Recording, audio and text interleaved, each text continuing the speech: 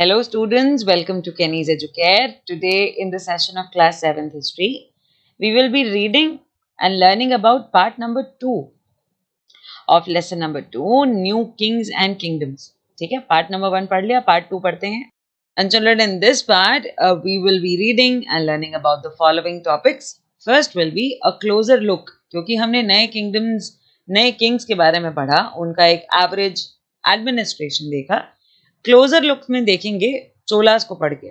चोलास के एग्जाम्पल की हेल्प से हम एक किंगडम की क्लोजर स्टडी करेंगे. We will see how Cholas will emerge from Uraiyur and then they will expand till they reach Thanjavur. Thanjavur उनकी बहुत इंपॉर्टेंट कैपिटल है.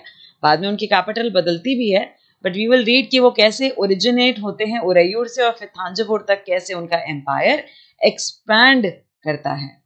We will be reading about the splendid temples and the bronze sculpture during the reign of Cholas and the changes in agriculture and irrigation during the Chola period. We will read about the administration of the Chola Empire, some inscriptions and text belonging to this era, and then a story of elsewhere as we do in every chapter, some associated keywords followed by recalling of the chapter with the help of some exercises. ठीक है, क्योंकि exercises बहुत जरूरी है. Revision के बिना कोई फायदा नहीं चैप्टर पढ़ के. Okay, so let's get started. So starting of this part with a closure look at the Cholas. Question ये है कि जब हम चैप्टर पढ़ रहे हैं न्यू किंग्स एंड किंगडम्स और अपने फर्स्ट पार्ट में इतने सारे एम्पायर्स के बारे में एक ओवरव्यू देखा था, तो क्लोजर लुक चोलास का क्यों देख रहे हैं? What's so important about Cholas? तो बच्चों, इम्पोर्टेंट ये है कि ये जो एरा है ना, इस एरा में बहुत सारी डायनेस्टीज आई. हमने फर्स्ट पार्ट में देखा है गुर्जर प्रतिहारा, पाला, चौहान, है ना, प्रतिहाराज, चालुक्याज, बहुत सारे ऐसे छोटे छोटे डायनेस्टीज, छोटे छोटे किंगडम्स अपने एक बेस एरिया में रूल कर रहे थे. हाँ, एक दूसरे से लड़ रहे थे, कॉन्कर करने की पूरी प्रैक्टिस थी, एक्सपेंशनरी पॉलिसीज भी थी, अपना छोटा छोटा एडमिनिस्ट्रेशन भी था, अपनी सोसाइटी, अपना कल्चर, अपना छोटा छोटा आर्किटेक्चर में इन्वॉल्वमेंट भी था. बट चोलास स्पेशल हैं इस टाइम पीरियड में. क्यों? Because they had the most flourished and unified form of administration. They had the most flourished, decorated and well celebrated architecture, a well flourished, well expanded society. इनका administration इतना अच्छा था कि गांव के लेवल तक भी एक गवर्निंग बॉडी थी जो पूरी सोसाइटी को बांध के रखती थी.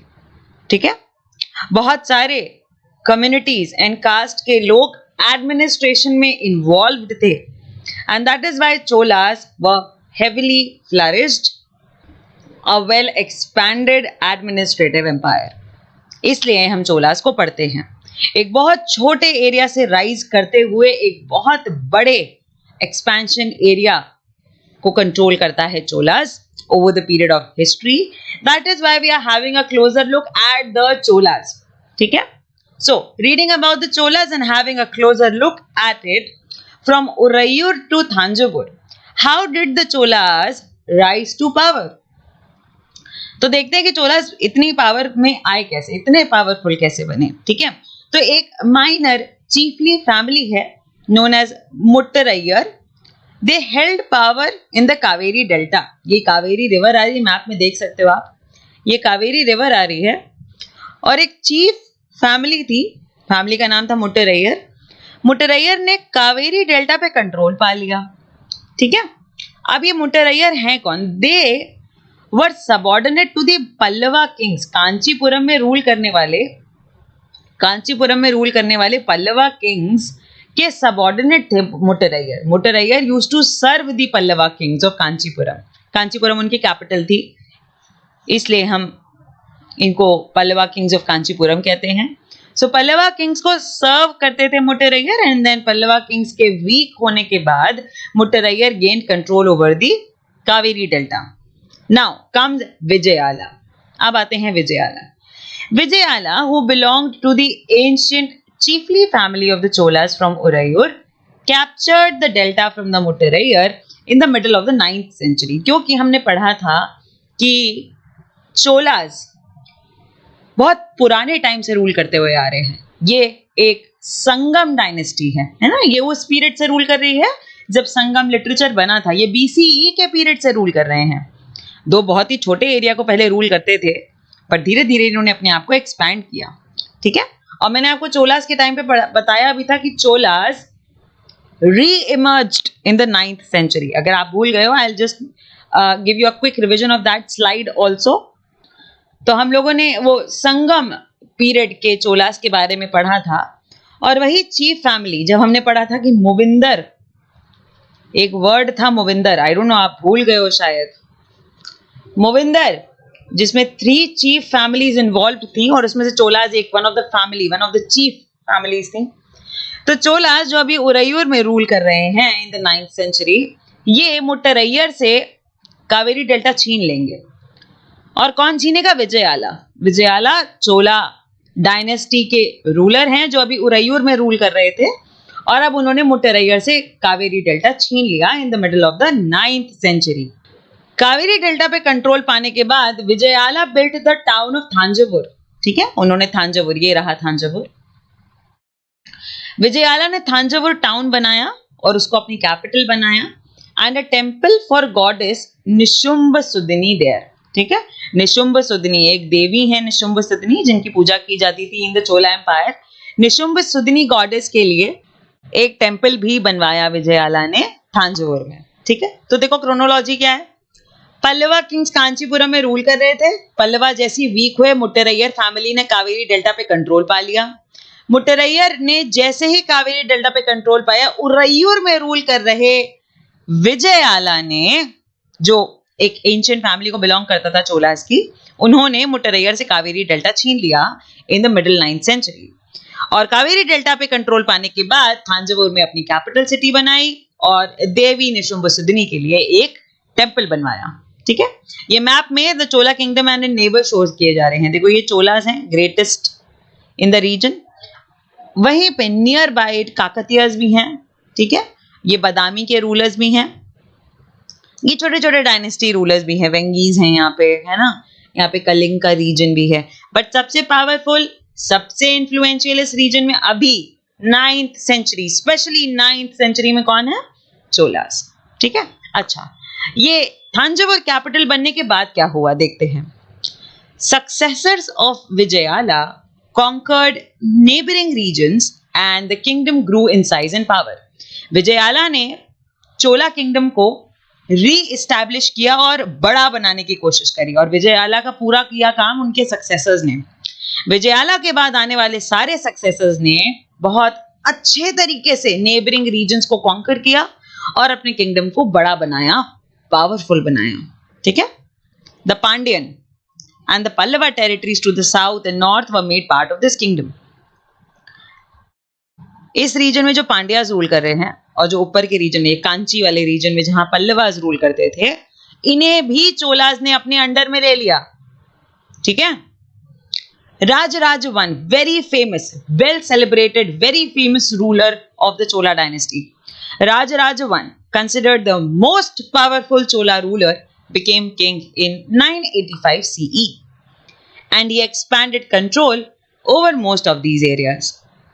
He also reorganized the administration of the empire, क्योंकि उन्होंने ये सोचा कि अगर हम इतने regions को ऑक्यूपाई कर रहे हैं और अगर हमने अपना एडमिनिस्ट्रेशन बेटर नहीं किया, तो हम ये कॉन्कर्ड लैंड को मेंटेन नहीं कर पाएंगे। हम इसे मेंटेन नहीं कर पाएंगे, क्योंकि कॉन्कर करना अलग चीज है, पर टेरिटरी को कॉन्कर करके उसे अपने अंडर में मेंटेन रखना, उस पर एक कंटिन्यूअस कंट्रोल रखना बहुत ही डिफिकल्ट टास्क होता है। And that is why Raja Raja reorganised the administration of the empire. फिर आते हैं राजराज के बेटे Rajendra one. He continued his policies, उन्होंने, राजेंद्र वन ने, he continued the policies of Raja Raja, उन्होंने अपने पापा की पॉलिसीज को कंटिन्यूड रखा, ठीक है। Rajaraja's son Rajendra I continued his policies and even raided the Ganga Valley. North तक आ गए थे, गंगा वैली तक आ गए थे अपना एक्सपेंशन करने के लिए। He also conquered Sri Lanka, raided Sri Lanka and countries of Southeast Asia. developing a navy for these expeditions. Can you imagine? ये 9th से 12th सेंचुरी का पीरियड, जब साइंस एंड टेक्नोलॉजी इतनी मीएगर है, जब सी रूट्स अभी emerge हो रहे हैं, सी रूट्स इमर्ज इतने हुए नहीं हैं, अभी हो रहे हैं, आर्मी इतनी वेल एस्टैब्लिश हुई नहीं है, हो रही है, इस टाइम पर चोला एम्पायर अपनी नेवी बनाता है, ठीक है। ये एक बहुत ही ट्रांसफॉर्मेशनल आइडिया एंड इन्वेंशन था चोला एम्पायर में, और इसलिए भी Rajendra one and Rajaraja Chola are considered the most famous and celebrated kings of the Indian history, and especially the Chola Empire. ठीक है? Now talking about the splendid temples and the bronze sculpture. The big temples at Thanjavur and Gangaikonda Cholapuram. बोलने में अगर difficulty हो बच्चों, break the word. Gangaikonda Cholapuram. ठीक है? Whenever you face any problem in pronunciation of bigger words or complex words, break it. Gangaikonda Cholapuram और तांजावुर में जो temples हैं, बड़े बड़े big temples built by Rajaraj and Rajendra Chola are architectural as well as sculptural marvels. They are the wonders. They are the astonishment points in the architectural history of India. Chola temples often became the nuclei of settlements which grew around them. Nuclei of settlements का ये मतलब हो गया कि temple becomes the main point और temple के चारों ओर society build up हो गई, establishments build up हो गए, लोग रहने लग गए, वहीं पे market residential area भी बन गया, market area भी बन गया, एक popular area बन गया. ओके, चोला temples इतने marvelous थे, उनका architecture इतना marvelous था that उसके आसपास काम करने वाले लोग धीरे धीरे इकट्ठे होते गए, and then it became a nuclei of settlement. और पूरी एक settlement establish हो गई उन temples के चारों ओर, ठीक है. These were centers of craft production. ये जो settlements है mostly craftsmen का है, क्योंकि अगर temple है बीच में और temple में काम करने के लिए बहुत सारे लोग चाहिए होते हैं, ठीक है. फूल वाला चाहिए, the flowers. You need a flower man. You need a person who makes the deities. You need painters. You need carpenters. और ऐसे बहुत सारे specialist आपको चाहिए हैं who can do work in the temple, right? Or who can provide with various facilities you need regarding the temple worship. So इसकी वजह से क्या हुआ? A lot of craftsmen started settling around the temple. बहुत सारे craftsmen temple के around ही settle होना शुरू हो गए थे. Temples were also endowed with land by rulers as well as by others. अभी temple की land आती कहाँ से थी? ये endowment में दी जाती थी by rulers और by other. For example, कोई बहुत ही rich merchant है, वो पैसे दे देता था कि ये पैसे रख लो और इससे जो भी ज़मीन आएगी वो उस पर टेम्पल बनेगा. रूलर कोई लैंड ऐसे एलोकेट कर देते थे.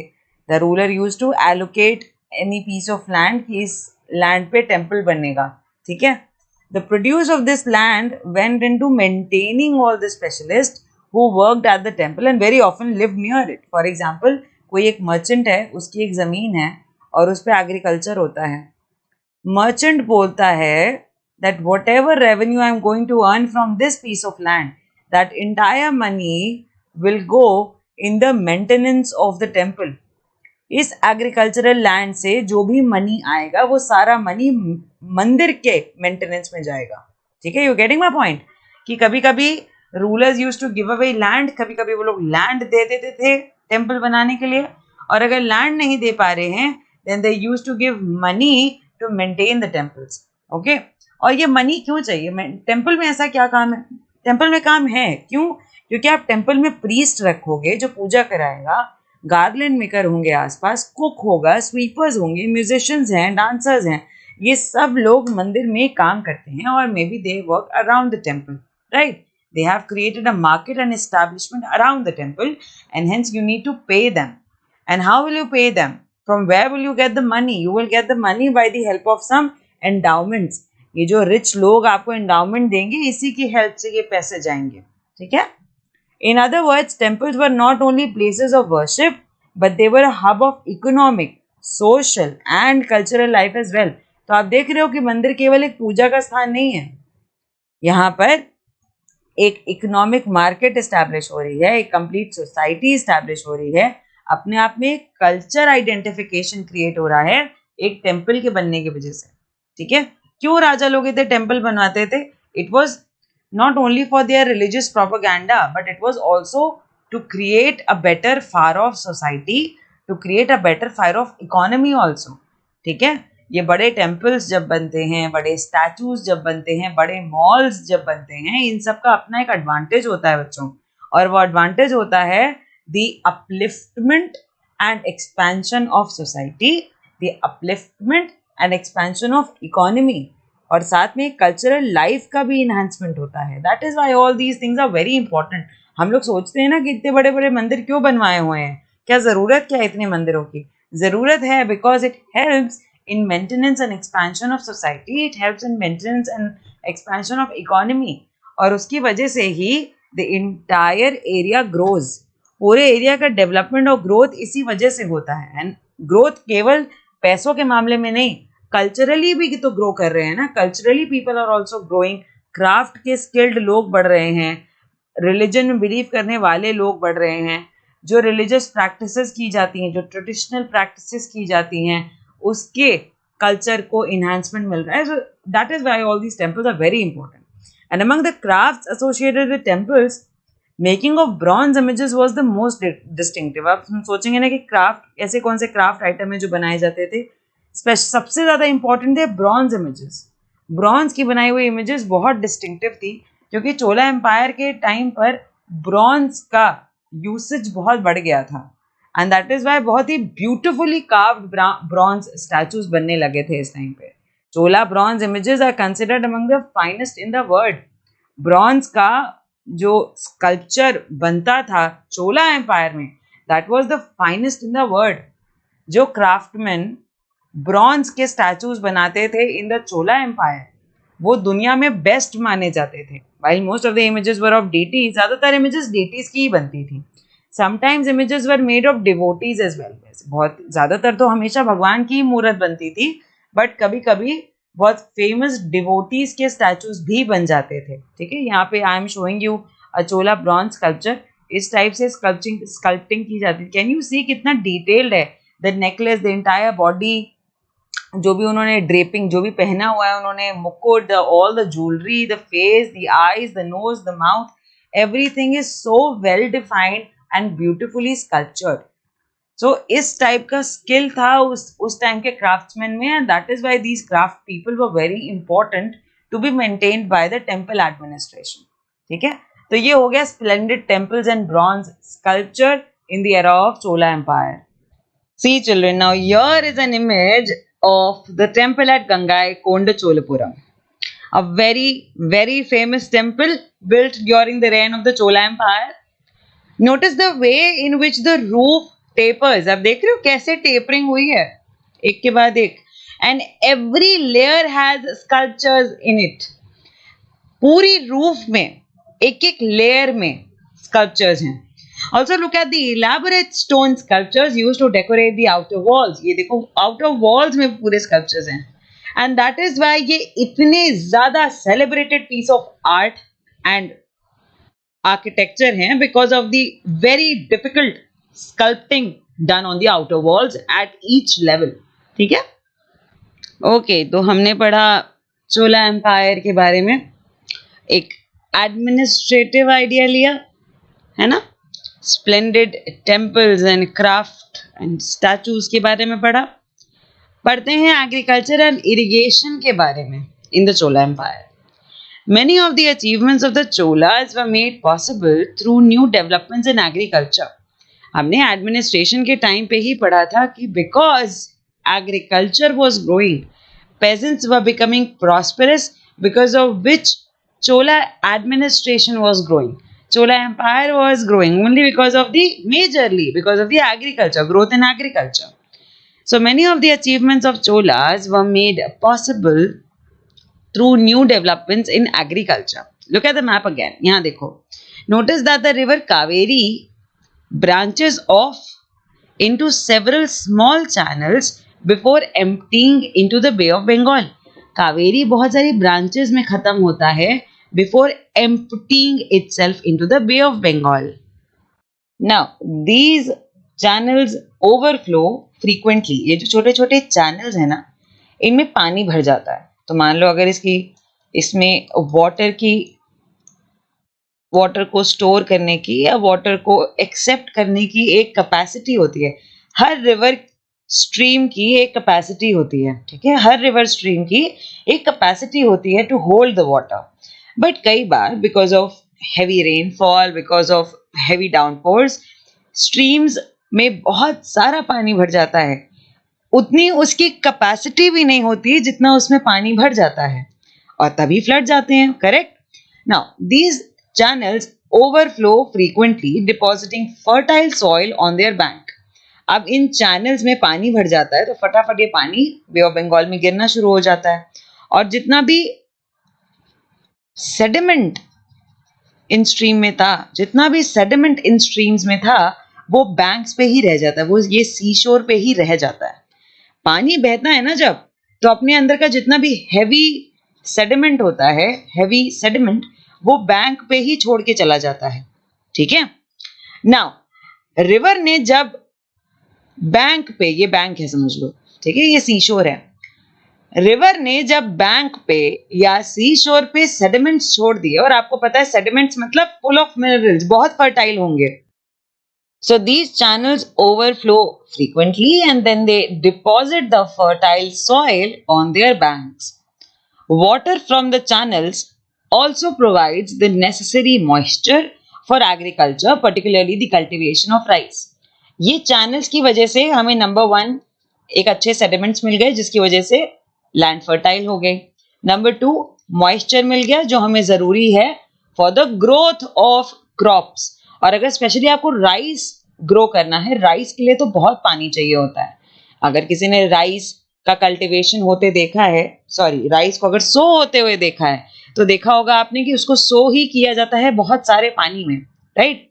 Although agriculture had developed earlier in other parts of Tamil Nadu, it was only from the 5th or 6th century that this area was opened up for large scale cultivation. ये जो कावेरी का reason है, ये जो तमिलनाडु का रीजन है, स्पेशली जो बहुत ज्यादा इनहांस हुआ चोलास के अंडर में, यहाँ पे एग्रीकल्चर पहले ही डेवलप हो चुका था. बहुत सारी इस कॉर्नर में ऑलरेडी, कांची में स्पेशली, ठीक है, मदुरई के पास ऑलरेडी एग्रीकल्चरल एक्टिविटीज हो रही थी. ठीक है. पर it was this 5th and 6th century CE जब इस एरिया में, specially because of the channels of Kaveri region and the very fertile deltaic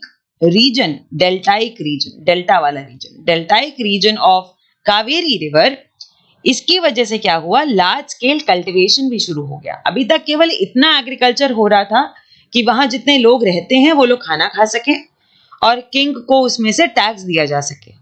पर अब 5th 6th century में, specially during the rain of Cholas in Tamil Nadu, agriculture इतना ज्यादा flourish हो गया कि लार्ज स्केल कल्टीवेशन हो रहा था. मतलब अब इससे ट्रेड भी किया जा सकता था.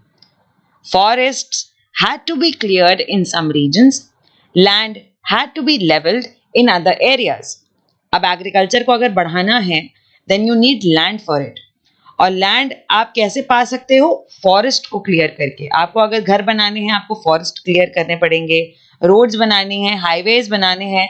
एग्रीकल्चरल लैंड भी अगर आपको चाहिए, उसके लिए भी आपको फॉरेस्ट क्लियर करना पड़ता था हिस्टोरिकल टाइम में. इनफैक्ट आज भी अगर कोई नई रेलवे लाइन बनती है, कोई बहुत ही न्यू एरिया में कोई ब्रिज बनता है, कोई हाईवे बनता है, तो आज भी फॉरेस्ट क्लियर करने पड़ते हैं. हिस्टोरिकल टाइम्स में तो फॉरेस्ट और ज्यादा थे.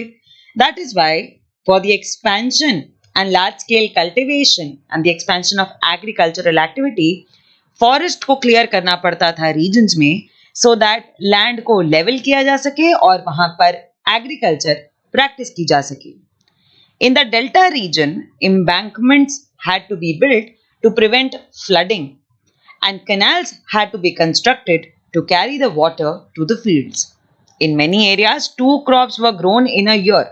अच्छा, अब जब यहाँ पे इतना ज्यादा वाटर है, इस कावेरी रीजन में जब इतना ज्यादा वाटर है, तो होता क्या है कि इतने वाटर रिच एरिया में आपको पता है आसानी से फ्लड्स भी आ सकते हैं, राइट? यहाँ पे बहुत आसानी से फ्लड्स आ सकते हैं। और कोई भी रीजन जो बहुत प्रोन हो फ्लडिंग को, प्रोन मतलब वहां पे बहुत आसानी से अगर फ्लडिंग आ सकती है, तो आप वहां पर एम्बैंकमेंट बनाते हो। एम्बैंकमेंट बना देने से जो वाटर है वो ऐसे अंदर की तरफ नहीं भाग आता, राइट? आपकी सिटी रीजन में या जहां लोग रहते हैं वहां पानी नहीं आ जाएगा, एम्बैंकमेंट बना के। और कनाल्स बना दिए जाते थे सो दैट अगर ये रिवर है और इसमें ये वाटर है, ये पूरा रिवर वाटर है, कनाल्स के थ्रू इस रिवर वाटर को एग्रीकल्चरल फील्ड तक ले जाया जाता था। ये एग्रीकल्चरल फील्ड है, मान लो दिस इज एग्रीकल्चरल फील्ड, ठीक है?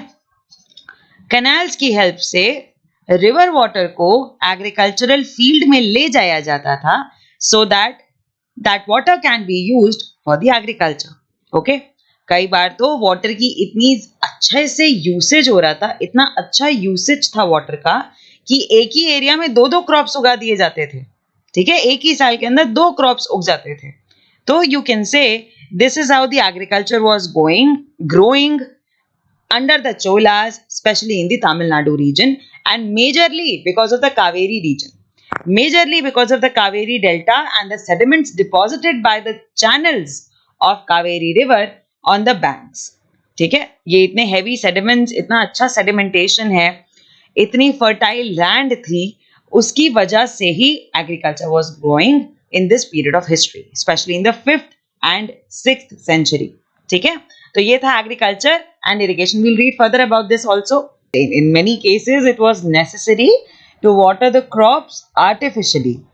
A variety of methods were used for irrigation. अब आपको जब artificially water करना पड़ेगा crops को, तो फिर आपको irrigation के दूसरे methods ढूंढने पड़ेंगे। आप rain water पर dependent नहीं रह सकते, correct?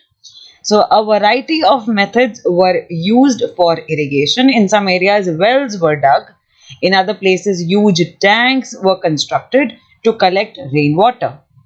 Remember that irrigation works require planning, organizing labor and resources, and maintaining these works and deciding on how water is to be shared. So most of the rulers as well as the people living in the villages took an active interest in these activities. एक चीज को समझो, historical period की बात हो रही है जब साइंस एंड टेक्नोलॉजी का इतना ज्यादा डेवलपमेंट नहीं है, राइट? कंस्ट्रक्शन की बहुत टेक्निक्स नहीं है हमारे पास, मशीनरी उतनी ज्यादा नहीं है, बहुत ही लिमिटेड रिसोर्सेज हैं, मनी भी बहुत ज्यादा नहीं है बिकॉज मनी टैक्सेस से आता है, टैक्स पेजेंट्स पे करते हैं। तो एक लिमिटेड रिसोर्स है आपके पास और एक लिमिटेड टेक्नोलॉजिकल नो हाउ है, एक लिमिटेड टेक्नोलॉजिकल नो हाउ है ना? बहुत कम जानते हैं हम साइंस एंड डेवलपमेंट के बारे में इस हिस्टोरिकल पीरियड के टाइम पे। और जब आपको अपने क्रॉप्स के लिए you need to water your crops artificially, for that you have to arrange for additional irrigation methods. आपको एडिशनल इरिगेशन मेथड्स ढूंढने पड़ते हैं। फॉर एग्जाम्पल, आपने वेल्स डिग करवाए, ह्यूज टैंक्स बनवाए जिसमें आप रेन वाटर को कलेक्ट कर सकते हो। और ये इतना आसान नहीं है कि आपने बस कह दिया कि जाओ वेल खोद दो, डग कर दो वेल को और आप फर्स्ट फटाफट खुदाई शुरू हो गई, कहीं भी जहां भी जमीन मिली वहां वेल बना दिया। No, it's not like that. You need a proper planning कि इस जगह पे वेल डग किया जा सकता भी है कि नहीं, और अगर किया जा सकता है तो वहां पे कितनी लेबर लगेगी, अगर लेबर लगेगी तो उसके लिए कितना मनी चाहिए होगा। You need a lot of planning for all these activities, right? And it was a very new thing happening in this empire, और you can say happening in this historical period. Irrigation के additional artificial methods बनाए जा रहे थे, rain water harvesting के नए methods and techniques बनाई जा रही थी, which was a very new thing for the kings as well as for the people of the society. सभी के लिए एक नया आइडिया, एक नई एक्टिविटी और एक नया डेवलपमेंट था। And that is why not only rulers but various people in the villages also took a very active interest in these activities. कहीं भी वेल डिग होना था, कहीं भी बड़े टैंक्स बनने थे, तो लोगों ने बहुत ही अच्छे से कोऑपरेट किया किंग्स के साथ और अपना पूरा का पूरा कंट्रीब्यूशन दिया इन एक्टिविटीज को कंप्लीट करने में. ठीक है, so it was a historical change during in this empire and during this period of history. Here is an image of a 9th century sluice gate in Tamil Nadu. ये देखो, ये एक होता है sluice gate. ठीक है, it regulated the outflow of water from a tank into the channels that irrigated the fields. A sluice gate is basically traditionally a wood or metal barrier which is commonly used to control water levels and flow rates in rivers and canals. ठीक है, एक flow rate की कभी कभी पानी इस level तक आ जाता था, कभी कभी पानी इस लेवल के बियॉन्ड जाने लगता था, फ्लो होने लगता था, फ्लड जाती हैं, रेन वाटर आता है, तो आपका जो ये पूरा ये टैंक है या जो ये पूरा आर्टिफिशियल लेक है, ये पूरा जो लेक एरिया है, ये भर जाता है पानी से ड्यूरिंग द रेनी सीजन, है ना. स्लूज गेट इसलिए लगाया जाता है so that you can check the water level, कि नदी में कितना पानी भर गया है, so that you can direct the flow of the water towards the crops. ठीक है, इरिगेशन आप वहीं से गाइड कर सको, इसलिए स्लूज गेट लगाया जाता है. और ये 9th century का स्लूज गेट है जो हिस्टोरियंस को तमिलनाडु में मिला था. ठीक है, so this was the irrigation during the Chola empire. इसके वन ऑफ द रिसोर्सेज की एक इमेज स्लूज गेट की इमेज में मैंने आपको दिखाई यहाँ पे. ठीक है, alright, now let's talk about the administration of the empire. ठीक है, हम चोलास का एक क्लोजर लुक पढ़ रहे हैं so that we can have a better understanding about the kingdoms of this era of history. That is why we should be reading about the administration of the empire. मैंने first part में आपको एक overall look दिया था चोलास का, right, और यहाँ पर हम एक क्लोजर लुक ले रहे हैं. वहां पे केवल एक ओवरव्यू था कि लगभग सारे एम्पायर्स कैसे एडमिनिस्टर करते थे, बट यहाँ पर we are having a closer look on the administration of the Chola Empire, typically and particularly Chola Empire. Okay, so how was the administration organized? Settlements of peasants, जिन्हें उर कहा जाता था, became prosperous with the spread of irrigation agriculture.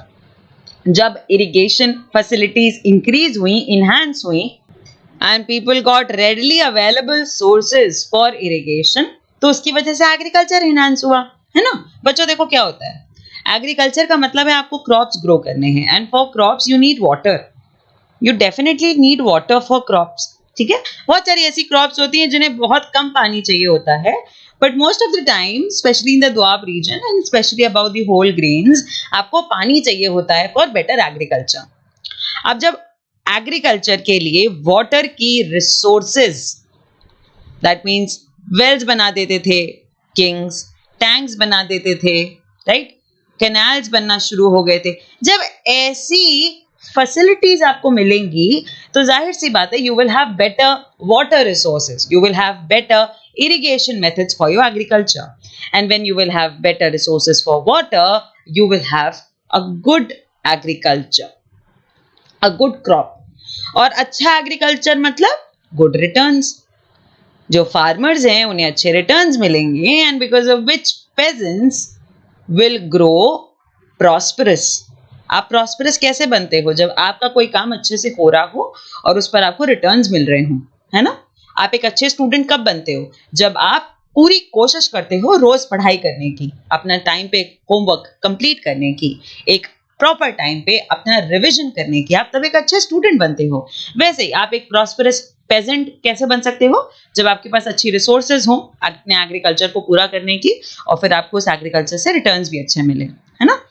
तो यहाँ पर क्या हो रहा था, एडमिनिस्ट्रेशन को कैसे ऑर्गेनाइज किया जा रहा था. सेटलमेंट्स ऑफ पेजेंट्स, जिन्हें उर कहा जाता था, they became prosperous with the spread of irrigation in agriculture, irrigation in agriculture. Groups of such villages formed larger units called nadu. अब ये उर, ये एक स्मॉलर यूनिट है, ये पेजेंट्स का एक ग्रुप है कह सकते हो. पेजेंट्स की एक सेटलमेंट है, एक एरिया है जहां पे सारे पेजेंट्स रहते हैं.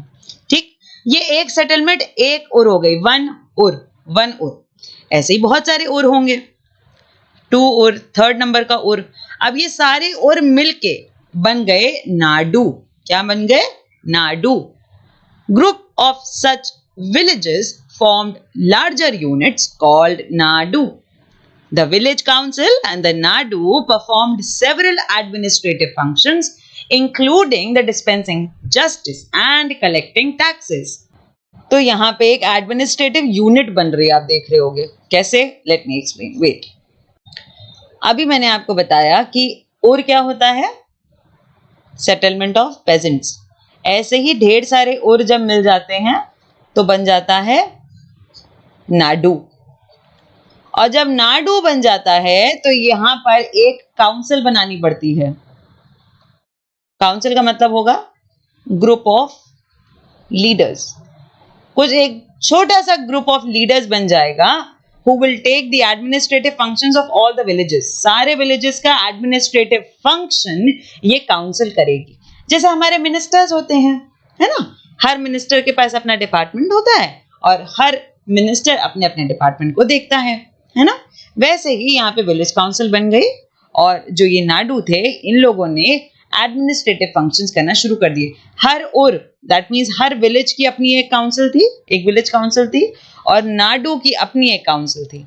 सब लोगों ने मिलकर एडमिनिस्ट्रेटिव फंक्शंस करना शुरू कर दिए. और एडमिनिस्ट्रेटिव फंक्शंस में केवल रेवेन्यू कलेक्शन नहीं है, जस्टिस का डिस्पेंसेशन भी है. दैट मीन्स अगर कोई विवाद है, कोई लड़ाई हो गई है, कोई डिस्प्यूट है, कोई प्रॉब्लम है, कोई क्रिमिनल केस है, उससे रिलेटेड भी जस्टिस मिलती थी इन्हीं काउंसिल के through. Okay. Rich peasants of the Vellala caste exercised considerable control over the affairs of the Nadu under the supervision of the central Chola government. और ये जितने भी और हैं, नाडू हैं, ये सब एक बहुत बड़े एम्पायर का पार्ट है. ये सब चोला एम्पायर का पार्ट है ना. हम किसका एडमिनिस्ट्रेशन पढ़ रहे हैं? हम चोला एम्पायर का एडमिनिस्ट्रेशन पढ़ रहे हैं. और मैंने आपको यहाँ पे ये बताया कि चोला एम्पायर में सबसे स्मॉलेस्ट येट सबसे सिग्निफिकेंट यूनिट थी. और इतने छोटे से लेवल पे भी एक काउंसिल बनी हुई थी सो दैट लोगों के पास एक गवर्निंग बॉडी हो, एक बेटर एडमिनिस्ट्रेशन रन कर सके.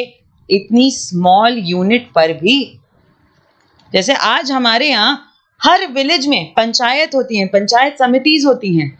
क्यों बनाई गई हैं ये पंचायत समितिज? विलेज तो इतने छोटे होते हैं, वहां क्या जरूरत है ऐसे काउंसिल की? जरूरत है because if village people will have their own governing body, they will need not run to the city. उन्हें बार बार शहर नहीं आना पड़ेगा अपनी छोटी छोटी टेंशन्स के लिए, है ना. इसलिए in the Chola Empire also there was a governing body, there was an administrative body at the smallest unit of the empire as well. Okay? अच्छा, ये जो पूरा चोला एम्पायर है इसमें एक बहुत इंपॉर्टेंट कास्ट थी, Vellala caste. Vellala caste actually rich peasants की कास्ट होती थी and because they were rich in the settlement of peasants, that is why they had considerable control over the affairs of the nadu. Nadu के major affairs का control Vellala caste के peasants के हाथ में होता था because they were rich, they were more prosperous than other peasants and other caste of peasants. ठीक है. मेजर सुपरविजन या मेन सुपरविजन तो चोला किंग का होता था, मेन कंट्रोल तो किंग के हाथ में है. पर ये सारे लोग, जैसे ये वेल्लला कास्ट के पेजेंट्स हैं या फिर काउंसिल के लीडर्स हैं, ये लोग एडमिनिस्ट्रेशन में हेल्प करते थे. ठीक है. जैसे हम लोगों ने पढ़ा था लास्ट पार्ट में भी, फर्स्ट पार्ट में इस चैप्टर के, कि कैसे सामंत, ब्राह्मण्स, ट्रेडर्स की एसोसिएशन, पेजेंट्स की एसोसिएशन किंग को हेल्प करती थी एडमिनिस्ट्रेशन में. एग्जैक्टली वैसे ही यहाँ पे भी चोला एम्पायर के जो किंग हैं, he is getting helped in the management by various people of the council, by various people of the peasant association. ठीक है. जिसमें सबसे इंपॉर्टेंट थी वेल्लला कास्ट के peasants because they were rich, they had better resources and hence they had considerable control over the affairs of the Nadu. Chola kings gave some rich landowners titles like Movindavellan, Arayar, etc. as markers of respect and entrusted them with important offices of the state at the center. Chola Kings ने, जैसे north Indian empires में भी, north Indian kingdoms में भी, चाहमना rulers हो या Pratihara rulers हो, गुर्जर प्रतिहाराज हो, पालाज हो, उन सब ने अपने सामंत को, अपने ट्रेडर्स के लीडर्स को, अपने पेजेंट्स के लीडर्स को इंपॉर्टेंट फंक्शंस और इंपॉर्टेंट पावर दे रखी थी। एग्जैक्टली वैसे ही चोला किंग्स ने भी अपने कुछ रिच लैंड ओनर्स को टाइटल्स दे रखे थे, जैसे कि मोविंद वेलन। मोविंद वेलन का मतलब होता है अ वेलन, वेलन का मतलब है पेजेंट, अ पेजेंट सर्विंग 3 किंग्स। ऐसा पेजेंट जो 3 किंग्स को सर्व कर रहा होगा। अरैया दैट मींस चीफ, किसी को चीफ का टाइटल दे दिया जाता था। क्यों दे रहे हैं हम ये लैंड ओनर्स को टाइटल क्यों मिल रहे हैं? ये title were used as a mark of respect, because ये लैंड ओनर्स रिच हैं, they have power, they have influence, and they are well respected people of the society. That is why they helped the king in the administration. They had greater influence on the people, and hence they used to help the king in the better management and administration of the empire. इसलिए ऐसे land owners को king बड़े बड़े title दे देते थे, so that they can be used as a marker of respect, and hence they can serve in the important office of the Chola Empire. जो centre में एक पावर बनी हुई है चोला एम्पायर, जो किंग का मेन कोर्ट है सेंटर में, उस सेंट्रल कोर्ट में भी ये लोग आके सर्व कर सके, इंपॉर्टेंट ऑफिसेस होल्ड कर सकें, इसलिए ये इंपॉर्टेंट टाइटल्स उन्हें दिए जाते थे। ठीक है, अच्छा, एडमिनिस्ट्रेशन में केवल पेजेंट्स नहीं हैं, केवल सामंत नहीं है, केवल लैंड ओनर्स नहीं है, बहुत सारे और भी तरीके थे एडमिनिस्ट्रेशन करने के, specially under the Chola empire. और उसमें बहुत इंपॉर्टेंट एडमिनिस्ट्रेशन का पार्ट था the land revenue, and we will be reading about various types of lands under the Chola empire. Chola empire क्यों इतना फेमस है और हम लोग सिर्फ चोला एम्पायर का क्लोजर लुक क्यों देख रहे हैं? क्योंकि चोला एम्पायर एक ऐसा एम्पायर है 7th से 12th सेंचुरी CE का, which had the most flourished form of administration. उनका टैक्सेशन पॉलिसी, उनका रेवेन्यू कलेक्टिंग पॉलिसी, उनका पेजेंट मैनेजमेंट, उनका लैंड मैनेजमेंट, उनका वेलफेयर मैनेजमेंट, उनका टेम्पल बिल्डिंग एंड आर्किटेक्चर, सब कुछ इतना फ्लरिश्ड और इतना स्टेबलाइज्ड एंड बैलेंस्ड था। That is why we are reading about the Chola empire. They have contributed immensely towards their empire and towards the Indian history and culture. That is why we are separately reading about the Chola Empire. Okay? तो चलो अब हम लोग पढ़ते हैं different types of land under the Chola Empire. Now coming on to types of land. ये देखो चोला administration कोई ऐसा छोटा मोटा administration नहीं है. When we say that these were the most powerful South Indian kingdoms who ruled for several years, उन्होंने centuries rule करा है, तो उन्होंने ऐसे ही रूल नहीं किया होगा. Of course, they had a very flourished administration which helped them to gain revenue for a lot of period of time, which helped in the stability of the kingdom, which helped in the expansion of the kingdom, और तभी तो इतना long age रहा ये kingdom. ठीक है? So while collecting the taxes, उन्होंने हर land से एक टाइप का टैक्स कलेक्ट नहीं किया, because there were categories of land, अलग अलग variety of land था, and that is why separate taxes was charged from separate category of tax. For example, for separate category of land. For example, first type of land was Velan वगई. Velan वगई वो land होती थी जो non ब्राह्मण pageant की proprietor हैं. ठीक है, present proprietors, वो प्रोप्राइटर जो अपने आप में पेजेंट हैं, जो अपने आप में फार्मर हैं और उनके पास एक लैंड है, एंड दे आर नॉन ब्राह्मण. नॉन ब्राह्मण पेजेंट के पास जो भी लैंड होगी, नॉन ब्राह्मण पेजेंट के पास जो भी लैंड होगी, उसे वेलन वगई कहा जाता था. Okay, second type of land was brahmadeya. वो लैंड जो ब्राह्मण्स को गिफ्ट की गई. Any land being gifted to Brahmans were considered and called as Brahmadeya. Third, Shalabhog, land for the maintenance of a school. अगर किसी लैंड पे स्कूल बनाने की बात हुई है, then that land was known as Shalabhog. शल के लिए दी गई लैंड, शलभोग, शल के लिए दी गई land was known as Shalabhog. School के लिए दिया गया land was known as Shalabhog. Okay? Next, fourth category of land under the Chola administration was Devdan. अच्छा, देवदान को तिरुनुमट्टू कन्नी भी बोला जाता है, तिरुनुमट्टू कन्नी, ठीक। ये वो लैंड है जो टेम्पल्स को गिफ्ट की जा रही है। कभी भी किसी वर्ड को बोलने में डिफिकल्टी हो, if you face any difficulty while pronouncing any complex very long word, specially जो साउथ इंडियन लैंग्वेज और एक्सेंट के वर्ड्स हैं वो थोड़े डिफिकल्ट होते हैं बोलने में, ठीक है, until unless you belong। अगर आप वहीं के नेटिव्स हैं then it will be little easier for you, but otherwise rest of the country के लिए थोड़ा सा डिफिकल्ट हो सकता है, but that's not a big deal, we can learn anything। हमारी कंट्री का लैंग्वेज है, वन ऑफ द लैंग्वेजेस है, we can learn it, we can learn the pronunciation। तो pronunciation कैसे कर सकते हो? just break the word, तिरुनामट्टू कन्नी, ओके, इस तरीके से you can break the word and can pronounce it।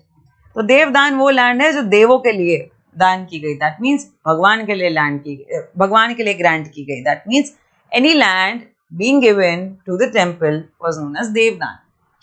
Last type of land was pallichchhandam. पल्ली छंदम वो लैंड है जो जैना इंस्टीट्यूशन के लिए डोनेट की गई, ठीक है, जैना इंस्टीट्यूशन के लिए दिया गया लैंड वाज नोन एज पल्ली छंदम, टेम्पल्स के लिए दिया गया land was known as devadana, school के लिए दिया गया land was known as shalabhoga, Brahmans को दिया गया land was known as brahmadeya, और कोई अगर नॉन ब्राह्मण पेजेंट के पास लैंड है तो उसको वेलन वगैरह कहा जाता था, ठीक है।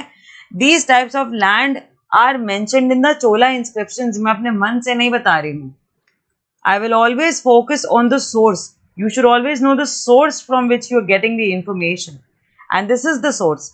चोला इंस्क्रिप्शन में इन लैंड की बात की गई है। Categories of land were mentioned in the Chola inscriptions, through which we know that there was a complete study on the different types of land, and then only taxation was decided on it. Okay, तो ये types of land जानना बहुत ज़रूरी था हमारे लिए, because we need to know that what variety of lands were there, also how these lands were taxed, and how the Chola administration was so flourished in their revenue administration. Okay. और हमने ये भी देखा था that Brahmins, उन्हें land grants मिलते थे gift के तौर पे, है ना, हमने पढ़ रखा है कि usually the Brahmins received land grants, जिसे हम ब्रह्मदेय कहते हैं, ठीक है। कोई ऐसा लैंड जो ब्राह्मण को दिया हो उसे हम कहते हैं ब्रह्मदेय। क्या कहते हैं? Brahmadeya. As a result a large number of Brahmin settlements emerged in the Kaveri Valley as in other parts of South India। जैसे बाकी साउथ इंडिया के पार्ट में ब्राह्मण्स अपना सेटलमेंट बढ़ा रहे थे, एग्जैक्टली वैसे ही कावेरी डेल्टा में भी ब्राह्मण्स रहने लग गए, because they were getting land grants. यहीं पर ये किंग्स और ये एम्पायर्स हैं जो सबसे ज्यादा ब्राह्मण्स को डोनेशंस दे रहे हैं, गिफ्ट्स दे रहे हैं। इस वजह से जब आप लैंड दोगे किसी को तो फिर वो वहीं रहना शुरू कर देगा ना, and that is where Brahmins started settling near this Kaveri Valley region. Okay, each Brahmadeya was looked after by an assembly or sabha of prominent Brahmin landholders। हर ब्रह्मदेय को, ब्रह्मदेय मतलब वो जो लैंड ग्रांट जो ब्राह्मण को मिली है, हर लैंड ग्रांट का ख्याल कौन रखता था, कौन देखभाल करता था उस जमीन की?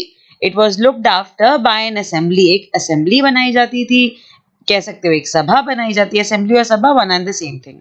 एक assembly also known as a sabha was created usually among the Brahman land holders. Brahman land holders की ही ये सभा बना दी जाती थी, and then these land holders who were Brahmans by caste, they used to take care of these grants, they used to take care of these land grants known as Brahmadeya.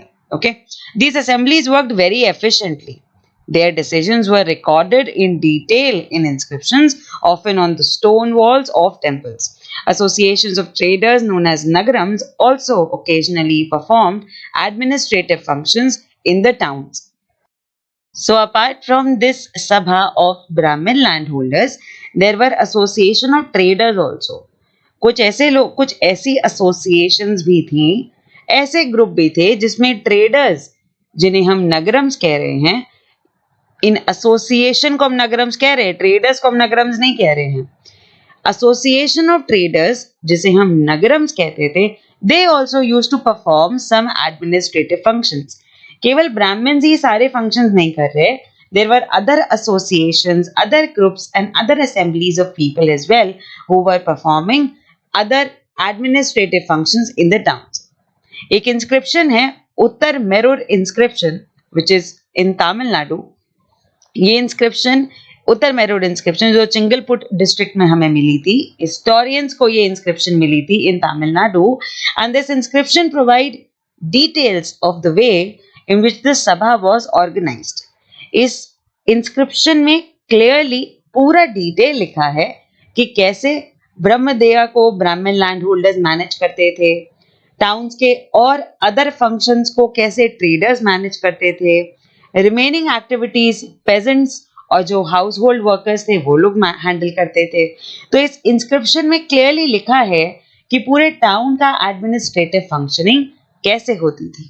The sabha had separate committees to look after irrigation works, gardens, temples etcetera. एक town में बहुत काम होता है, right? राजा का एक town है और उसमें बहुत सारे काम हैं. इरिगेशन का काम है, एग्रीकल्चर का काम है, गार्डन संभालना है, temples हैं to look after, there are other welfare measures to look after, and that is why you need separate group of people to look into separate work. और यही बताया गया उत्तर मेरूर इंस्क्रिप्शन में that there were separate committees formed to look after separate functions.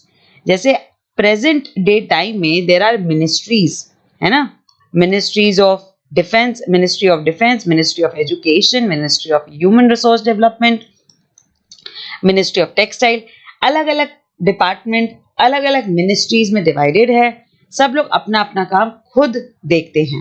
Similarly उस time period पे, उस ancient history के period, उस मिडिवल हिस्ट्री के पीरियड, सॉरी एंशिएंट बोल दिया मैंने, उस मिडिवल हिस्ट्री के पीरियड में भी एग्जैक्टली ऐसे ही एडमिनिस्ट्रेटिव प्रैक्टिस चलती थी, that there were separate committees for separate department and work. Names of those eligible to be members of these committees were written on small tickets of palm leaf. These tickets were put into an earthenware pot from which a young boy was asked to take out the tickets one by one for each committee. तो मान लो अगर 5 committee बनानी है और जो लोग भी eligible हैं उस कमेटी का पार्ट बनने के लिए, उन सब का नाम टिकट्स में लिख के एक पॉट के अंदर डाल दिया जाता था. फिर एक छोटे बच्चे को बुलाया जाता था और लकी ड्रॉ की तरह चिट्स निकाली जाती थी. ठीक है, जिसका भी चिट बाहर आ गया वो कमेटी का मेंबर बन जाता था. तो एक लकी ड्रॉ के बेसिस पे कमेटी के मेंबर्स चुने जाते थे. only those people's name were written on the tickets who were eligible to become a member of the committee. Committee का मेंबर बनने के लिए there were few conditions. कुछ कंडीशंस थी जो आपको फुलफिल करनी थी if you want to become the member of the committee. ठीक है, वो कंडीशंस क्या थी I will tell you, but there were few conditions which were needed to be fulfilled if you wanted to become a part of the committee.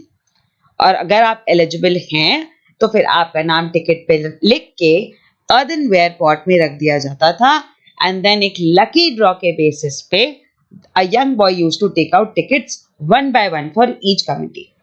आज कैसे होता है? आज मिनिस्टर्स आर अपॉइंटेड. हम लोग वोट करते हैं एक गवर्नमेंट के लिए, गवर्नमेंट क्रिएट होती है एंड देन अलग अलग मिनिस्टर्स अलग अलग डिपार्टमेंट्स को हैंडल करते हैं. एक लकी ड्रॉ सिस्टम नहीं है आज, पर उस टाइम पे एक बेटर एडमिनिस्ट्रेटिव प्रैक्टिस के लिए लकी ड्रॉ सिस्टम भी रखा गया था. Okay, now coming on to inscriptions and text. बच्चों ये जो हम लोगों ने कमिटी पढ़ा ना अभी, ये जो सभा है इसके कुछ रूल्स थे. ठीक है, कोई भी मेंबर नहीं बन सकता था, कुछ रूल्स होते थे तभी आप सभा का मेंबर बन सकते हो. और ये रूल्स हमें कहाँ से पता चलते हैं? उत्तर मेरूर इंस्क्रिप्शन से. There is an inscription in Uttaramerur और उस इंस्क्रिप्शन में ये रूल्स लिखे हुए हैं clearly. These were the rules to become a part of the committee at that point of time. Okay, and we will be reading about these rules. उससे पहले ये जान लो कि ये उत्तर मेरूर है का. देखो एक्चुअली उत्तर मेरूर अपने आप में एक बहुत ही स्मॉल टाउन, एक छोटा सा विलेज पंचायत है कांचीपुरम डिस्ट्रिक्ट में. कांचीपुरम डिस्ट्रिक्ट कहाँ है? तमिलनाडु में. ठीक है, और वहां पर ये इंस्क्रिप्शन पाया गया विच ऑब्वियसली क्लियर्स अबाउट कि विलेज एडमिनिस्ट्रेशन कैसे होता था, विलेज में कमिटी फॉर्म होती थी, राइट. पर उस कमिटी में कौन रह सकता था, who was eligible to become a part of that committee, who was eligible to become a member of that committee, there were certain rules for that. And the rule says all those who wish to become members of the Sabha should be owners of land from which land revenue is collected.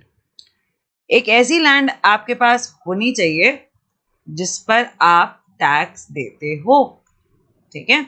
एक ऐसी कोई tax free land नहीं होनी चाहिए कि किसी ने gift में आपको दे दिया and it's tax free. No, you should own a piece of land on which tax is collected. Second rule, they should have their own homes, अपना खुद का घर होना चाहिए, ठीक है। आपके पास अपना खुद का घर होना चाहिए, आप कोई टेनेंट नहीं होने चाहिए, आप कोई ऐसे रोड साइड नहीं रहने होने चाहिए। You should have your own home and you should be between 35 to 70 years of age. Age का ब्रैकेट भी है कि आपकी एज का ब्रैकेट 35 to 70 होना चाहिए। They should have knowledge of the Vedas, very important point कि आपको वेदास की नॉलेज होनी चाहिए, ठीक है। If you want to become a member of the committee और the sabha, you have to be very skilled and learned in Vedas. They should be well versed in administrative matters and honest. Now that's a very important point. पहली बात तो आपको administrative matters के बारे में पता होना चाहिए कि विलेज में किस टाइप का एडमिनिस्ट्रेशन चाहिए, what are the legalities, what are the things to be taken care of, ऐसे कौन कौन से डिपार्टमेंट्स हैं जिनमें काम करना पड़ता है, कौन कौन से ऐसे डेवलपमेंटल प्रोजेक्ट्स हैं जो किए जा सकते हैं, ठीक है। You have to be very well versed in the administrative practices and matters, and very important is that you have to be very honest. अगर आप being a member of the committee honest नहीं हैं, then how will the administration work on a very honest and modest way? If anyone has been a member of any committee in the last 3 years, sorry, it's not a new point, sorry. If anyone has been a member of any committee in the last 3 years, he cannot become a member of another committee. अगर आप already last 3 years में, मैं देखो ऊपर लिख रही हूँ, last 3 years में अगर आप ऑलरेडी मेंबर बन चुके हैं किसी कमेटी के, तो फिर से आप किसी कमेटी का मेंबर नहीं बन सकते। दैट मीन्स 3 साल में केवल एक ही कमेटी का आप मेंबर बन सकते हो। If your 3-year tenure finishes, then you can join new committee. Okay? Anyone who has not submitted his accounts and those of his relatives cannot contest the election. ये थोड़ा सा स्ट्रिक्ट हो गया, नहीं थोड़ा सा डिफिकल्ट है ये, कि आपको अपना अकाउंट तो देना ही है, that how much do you earn, how much tax do you pay, how much do you spend, आपको अपना अकाउंट तो देना ही है, साथ में you have to give account of your relatives also. Okay, now that's a very strict rule which was made during that period of history to contest elections for being a member of the committee. And you cannot contest elections अगर आप अपना और अपने relatives का account नहीं देते हो, तो you have to submit your accounts, ठीक है। मेन बात आती है कि ये आपके पास लैंड होना चाहिए, आपके पास ना घर होना चाहिए, इसकी क्या जरूरत है बच्चों? इसकी जरूरत इसलिए है, why we say that you should have a property of your own if you want to become a member of the committee. If you want to become a member of the Sabha, you should have your own land and your own home. Why it is required? Because अगर आप खुद financially stable नहीं होंगे, then how will you help the village panchayat? Then how will you help the village administration? Then how will you help the people who need welfare?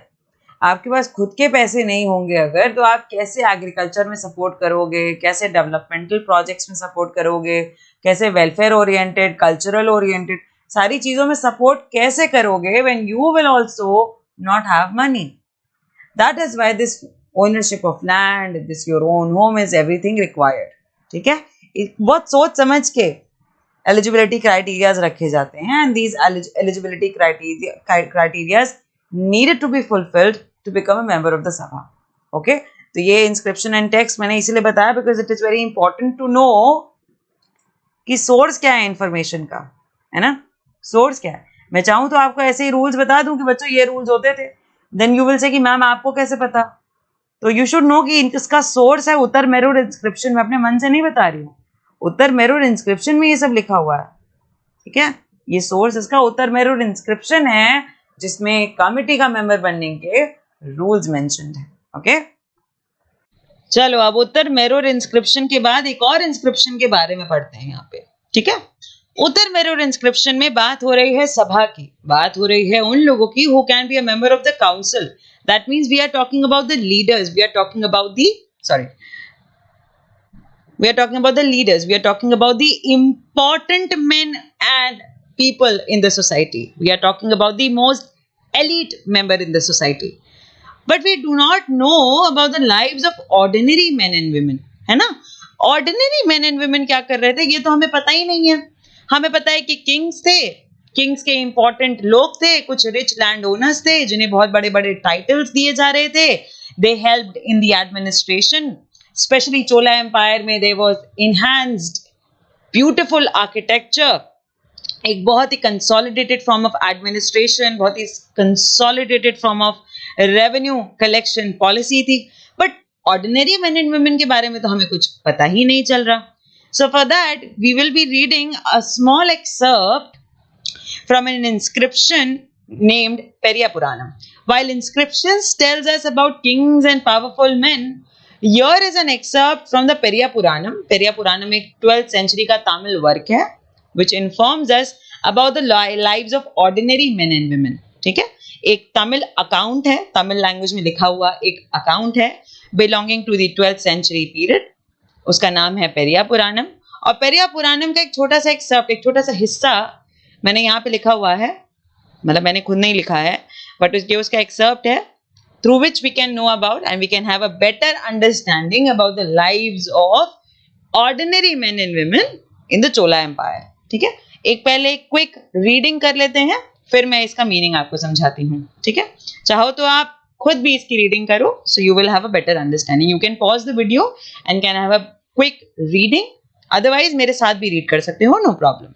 Okay. So on the outskirts of Adanur was a small hamlet of Pulaiyas. Pulaiyas is a name used for social group considered the outcast by the Brahmins and Vellalas.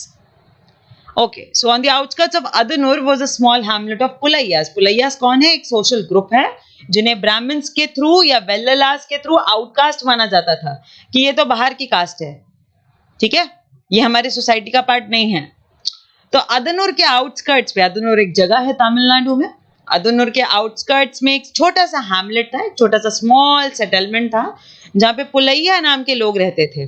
ठीक है, पुलैयास को outcast माना जाता था और पुलैयास रहते थे इस एरिया में. It was studded with small huts under old thatches and inhabited by agrarian labourers engaged in menial occupations. In the thresholds of the huts, covered with strips of leather, little chickens moved about in groups. Dark children who wore bracelets of black iron were prancing about, carrying little puppies. In the shade of the marudu, marudu का मतलब है Arjun tree, एक पेड़ होता है अर्जुन जिसको मरुडू बोला जाता है तमिल में.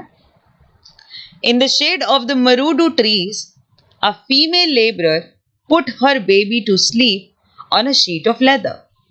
There were mango trees from whose branches drums were hanging, and under the coconut palms, in little hollows on the ground, tiny-headed bitches lay after whelping. The red-crested cocks crowed before dawn, calling the brawny Pulayar to their day's work. And by day, under the shade of the kanji tree, एक और tree है kanji tree, spread the voice of the wavy-haired Pulaiya women singing as they were husking paddy.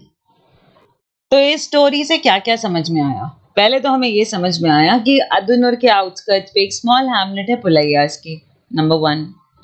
फिर हमें ये पता चला कि पुलैयास को एक सोशल ग्रुप माना जा रहा है जो कि एक आउटकास्ट है, और उन्हें आउटकास्ट बोला किसने? ब्राह्मण्स ने, वेल्लालास ने, वो रिच पेजेंट्स जो इन पुलैयास को आउटकास्ट मान रहे हैं. ठीक है, नंबर 2 हमें ये पता चला.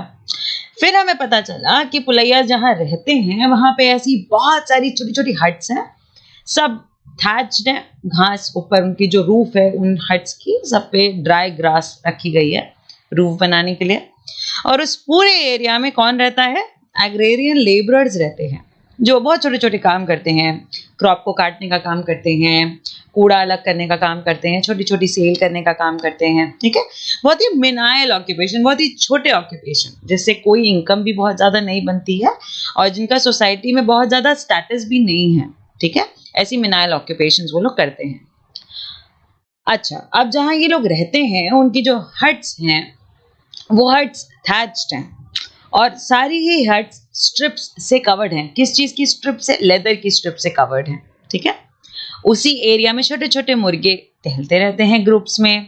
डार्क चिल्ड्रन, यहाँ डार्क चिल्ड्रन बताने का ये इंपॉर्टेंस है कि जो कॉम्प्लेक्शन है बच्चों का, जो कॉम्प्लेक्शन है उस पॉपुलेशन का, पुलैयास का, वो डार्क है। बस यहाँ पे ये बताने की कोशिश की जा रही है, ठीक है, कि डार्क चिल्ड्रन है, खेलते रहते हैं वो लोग। अपने हाथों में सबने ब्लैक आयरन का कड़ा पहना हुआ है ना। छोटे छोटे पपीज को अपने हाथ में लेके बच्चे खेल रहे हैं। ये है ऑर्डिनरी बच्चों की, ऑर्डिनरी मेन एंड वुमेन की लाइफ।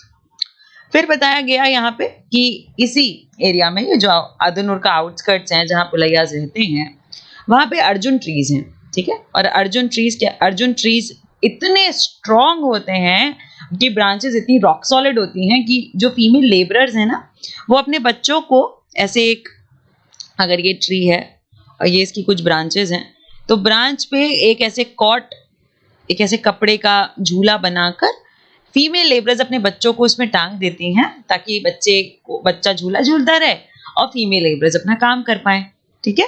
ये एक इन्फॉर्मेशन हमें मिली। फिर हमें इन्फॉर्मेशन मिली कि मैंगो ट्रीज हैं वहां पर। उन मैंगो ट्रीज की ब्रांचेस पर ड्रम्स लटके होते हैं। दैट मीन्स ये लोग ड्रम बजाने का काम भी करते होंगे। ड्रम बजाने का एज वेल एज ड्रम बनाने का भी काम करते होंगे, ठीक है। फिर और क्या इन्फॉर्मेशन मिली हमें कि यहाँ पे कोकोनट पाम्स भी हैं। क्या क्या, देखो हमको कितने सारे पेड़ मिल गए यहाँ पे।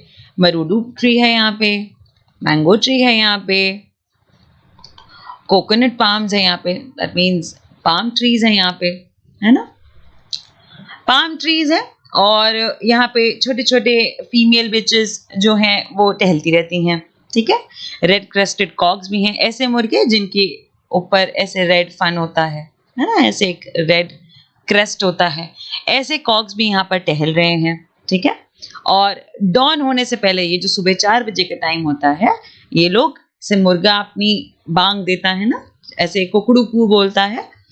तो इस एरिया में ऐसे जो कॉक्स हैं वो कुकड़ू कू बोलते हैं और फिर पुलैयर जितने भी लोग हैं वहां के, वो सब लोग उठ जाते हैं कॉक के बोलने पर और फिर अपने अपने काम पे चले जाते हैं, ठीक है। एक और इन्फॉर्मेशन हमें मिली यहाँ पे कि यहाँ पे कंजी ट्री भी है, 4th ट्री, यहाँ पे कंजी ट्री भी है। और कंजी ट्री के पास एक वेवी हेड पुलैया विमेन खड़े होकर गाना गाती है और अपनी पैडी को साफ करती है। पैडी साफ करते हुए गाना गुनगुना रही है। तो एक ऑर्डिनरी मेन एंड वुमेन की क्या लाइफ है चोला एम्पायर में, कि छोटे छोटे लेबरर्स एक स्मॉल सेटलमेंट में रहते हैं, बच्चे आसपास खेल रहे हैं, पेड़ों पर फीमेल लेबरर्स ने अपने बच्चों को एक झूला बना के लटका दिया है, झूला बना हुआ है, झूले पे बच्चे को बैठा दिया है ताकि बच्चा झूला झूलता रहे और फीमेल लेबरर्स अपना काम कर पाए। बच्चे अपने पपीज के साथ खेल रहे हैं और वहीं पर मुर्गे भी टहल रहे हैं। मुर्गे रोज डॉन में अपनी आवाज, कुकड़ू की आवाज निकालते हैं और सब लोग कुकड़ू की आवाज से उठते हैं और फिर अपने अपने काम पे जाते हैं। ये सारे ही लोग मिनाइल ऑक्यूपेशंस में इन्वॉल्व है, बहुत ही छोटी छोटी ऑक्यूपेशंस में इन्वॉल्व है, जिसके लिए बहुत ज्यादा पैसे भी नहीं मिलते और उसकी बहुत ज्यादा इंपॉर्टेंस भी नहीं रखी जाती सोसाइटी में, ठीक है। ये पुलैयास एक आउटकास्ट है और इन्हें आउटकास्ट बताया गया है बाय ब्राह्मण्स एंड वेल्लास। और जितनी भी मेल हैं, जितने भी मेल्स हैं, वो सब अपने अपने काम पे चले जाते हैं और जितनी फीमेल लेबरर्स हैं वो कोई पैडी साफ कर रहा है, कोई छोटे छोटे ऐसे ऐसे काम कर रहा है, ठीक है। कोई क्राफ्ट का काम करता है, कोई ड्रम बनाने का काम करता है। औरतें गाना गा रही हैं अपना काम करते हुए, अपने बच्चे भी संभाल रही हैं, काम घर भी संभाल रही हैं।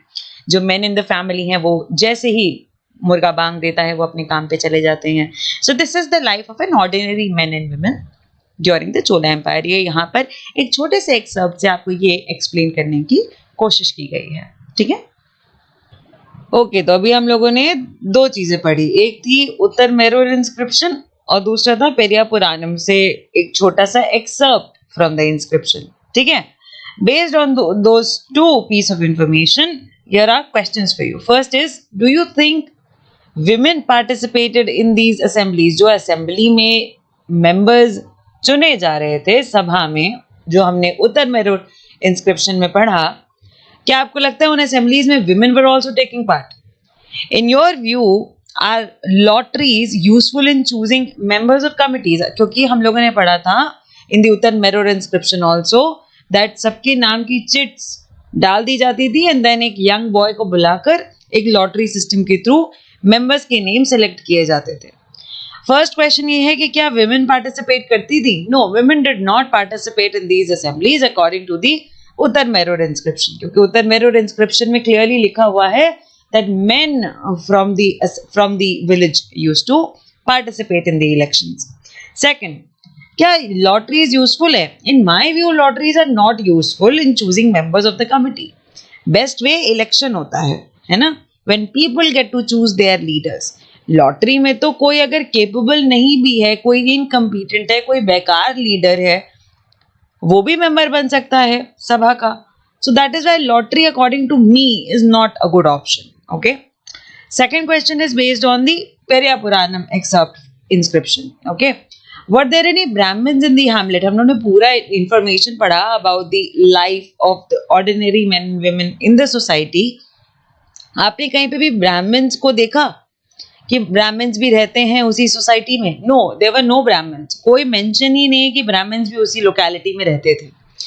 Now you have to describe all the activities that were taking place in the village. कौन-कौन सी activities हो रही थी? The Brahmins lived separately in temples or in their adjoining buildings. ये हमें पता है. Now comes activities which were going on in village were agrarian labor, rearing of cocks and groups of chickens, making of drums and husking the paddy. ये activities हमने Periya Puranam inscription में पढ़ी. Now last question is why do you think temple inscription ignore these activities? क्योंकि temple inscription में इन activities का कोई mention नहीं है. Why do you think temple inscriptions ignore these activities? These activities did not find a place in the inscription because these activities were considered menial and without any importance. कह रही ये तो बिल्कुल बेकार छोटी-छोटी activities हैं. इनसे क्या फायदा है? इन्हें क्या लिखने का मतलब बनता है? That is why these activities were not mentioned in the temple inscription because they were considered menial. बड़ी छोटी, very less important, ऐसी useless activities मानी जाती थी. ये useless होती नहीं थी, ये बहुत important activities हैं, but they found no place in the temple inscriptions. Okay. All right, now let's come to the story of elsewhere as we do in every chapter. और आज हम पढ़ेंगे चाइना की तांग डायनेस्टी के बारे में. ठीक है? क्यों पढ़ रहे हैं ये? क्योंकि इंडिया में हमने न्यू किंग्स एंड किंगडम्स के बारे में पढ़ा and that is why we should know that at the same point of time कौन सी डायनेस्टी वर्ल्ड में फेमस थी. ठीक है? रेस्ट ऑफ द वर्ल्ड में ऐसी कौन सी डायनेस्टी थी जो नई थी, which was new and it was evolving a new kind of culture in the world. Okay, so we will be reading about China under the Tang dynasty. China पता है बच्चों कहाँ पे है? अगर नहीं पता है then very bad. Okay, no bad, कोई दिक्कत नहीं. नहीं पता है मैं बताऊंगी. इंडिया का मैप देखा है आपने? इंडिया के जस्ट ऊपर आता है नेपाल एक कंट्री और नेपाल के जस्ट ऊपर आता है चाइना. यहाँ से चाइना को देख सकते हो, या फिर आप जम्मू कश्मीर वाले पोर्शन से चाइना को देख सकते हो, या फिर आप अरुणाचल प्रदेश के रीजन से चाइना को देख सकते हो. तो देख लिया चाइना कहाँ पे है. Now let's read about Tang dynasty. In China an empire was established under the Tang dynasty which remained in power for about 300 years. 300 साल तक इस तांग डायनेस्टी ने रूल किया. That means from 7th to the 10th century. 7th से लेकर 10th century. यही era हम लोगों ने इंडिया में पढ़ा और यही एरा हम चाइना के बारे में पढ़ रहे हैं. कैपिटल थी उसकी जियान, which was one of the largest cities in the world, visited by Turks, Iranians, Indians, Japanese, Koreans. जियान एक बहुत बड़ी सिटी थी चाइना की and it was the capital of Tang dynasty. It was the capital of Tang dynasty. ये largest city of the world नहीं है, पर one of the largest cities of the world है. One of the largest city अलग चीज होती है, largest होना अलग चीज होती है. Largest मतलब आप नंबर 1 पे हो, पर one of the का मतलब है कि और भी बहुत सारी होंगी and you are one of them. Okay? So it was one of the largest cities in the world. हमें ये कैसे पता है? हमें ये पता है because Turks went there They mentioned in their accounts that Xi'an is a very big city. Iranians went there, Indians went there, Japanese and Koreans went there, और सबने अपना अपना account लिखा. And in all these accounts, we got to know that Xi'an was a very big city. वो इतनी बड़ी city थी कि दुनिया की सबसे बड़ी cities में, दुनिया की सबसे बड़ी cities की list में आती थी वो. ठीक है? The Tang Empire was administered by a bureaucracy recruited through an examination which was open to all who wished to appear for it. This system of selecting officials remained in place with some changes till 1911. ये बहुत different है अपने आप में. तांग dynasty क्यों पढ़ रहे? Because ये अपने आप में बहुत डिफरेंट है. मैंने बोला हम उस डायनेस्टी के बारे में पढ़ेंगे जो बिल्कुल न्यू है, जिसने एकदम नया फॉर्म ऑफ एडमिनिस्ट्रेशन इवॉल्व किया. That is why we are reading about Tang dynasty. तो तांग डायनेस्टी ब्यूरोक्रेसी जो चलती थी, वहां राजा महाराजा या फादर सन रिलेशनशिप नहीं चलता था. हायरार्की बेस्ड एडमिनिस्ट्रेशन नहीं था तांग डायनेस्टी में, ब्यूरोक्रेसी बेस्ड था कि ब्यूरोक्रेसी रूल करती थी कंट्री को, एम्पायर को, और ब्यूरोक्रेसी में सिलेक्शन किया जाता था एक एग्जामिनेशन के बेसिस पे. जैसे इंडिया में यूपीएससी का एक बहुत बड़ा एग्जामिनेशन होता है जिसमें आईएएस ऑफिसर सिलेक्ट किए जाते हैं, राइट?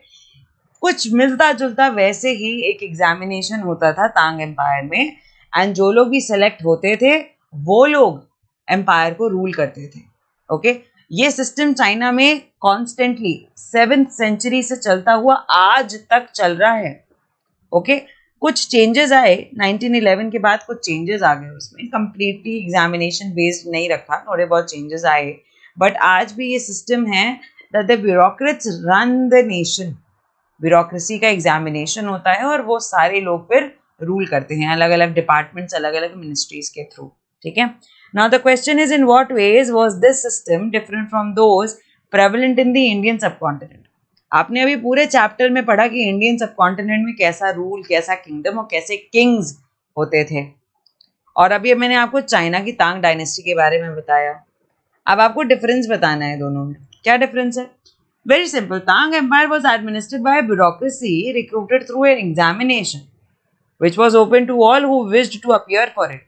कोई भी दे सकता था, कोई कास्ट, क्रीड, जेंडर डिस्क्रिमिनेशन कुछ भी नहीं है ऐसा. किसी भी कास्ट के हो, किसी भी क्रीड के हो, किसी भी रिलीजन के हो, किसी भी जेंडर के हो, नो मैटर, आप एग्जाम दे सकते हो. If you pass it, you become a part of bureaucracy, you become a part of administration, right? पर इंडिया में Indian rulers often shared power with their Samant as well as with their association of peasants, traders and Brahmins. And these posts were hereditary in nature, hence no place for the talent. हमारे यहाँ Indian subcontinent में most of the offices were taken by important ministers or maybe taken by the association के leaders.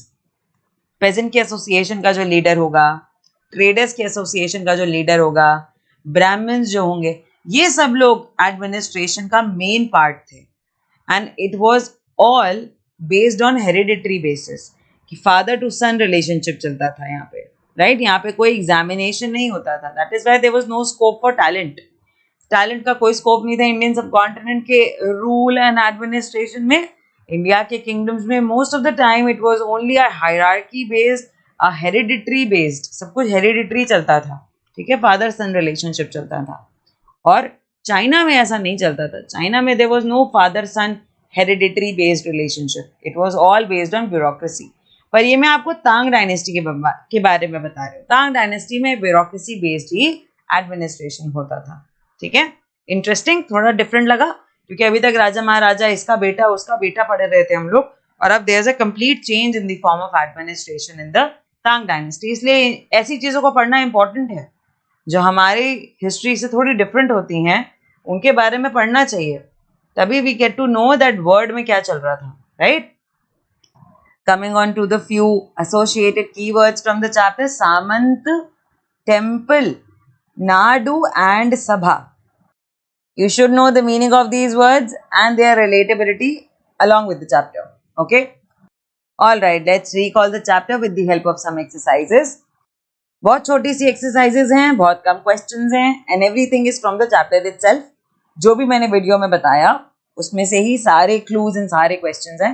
आसान है, you will be able to answer. अगर कुछ याद नहीं आए या एनालाइज करने में प्रॉब्लम हो, pause the video, go back to that section, revise करो and then attempt the exercises. ठीक है. So first is match the following. यहाँ पे कुछ डायनेस्टीज जो कि आप देख सकते हो दी हुई हैं, और यहाँ पे उनसे एसोसिएटेड क्लू और उनके एरियाज दे रखे हैं.